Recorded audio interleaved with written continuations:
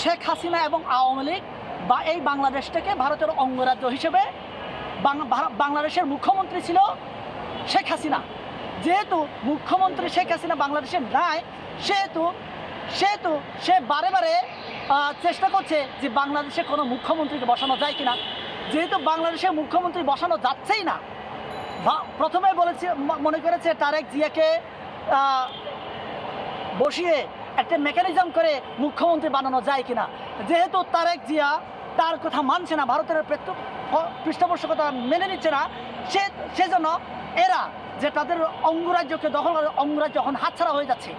ওরা তো অঙ্গরাজ্য হিসেবেই বাংলাদেশকে মানে দেখেছে এতদিন, যে অঙ্গরাজ্য যেহেতু নতুন রাষ্ট্র হয়ে যাচ্ছে নিজের মতো করে, সেহেতু ওরা দেখেন বর্ডার থেকে শুরু করে যত ওদের মেকানিজম আছে, মানে ওই যে মানুষ মরার আগে শেষ কামড় দেয়, এই শেষ কামড় বসানোর চেষ্টা করছে। এই শেষ কামড়টা দেখে আর ভয় পাওয়া যাবে না। জেগে উঠেন, রুখে দাঁড়ান, এই বাংলাদেশ আমাদের সবার।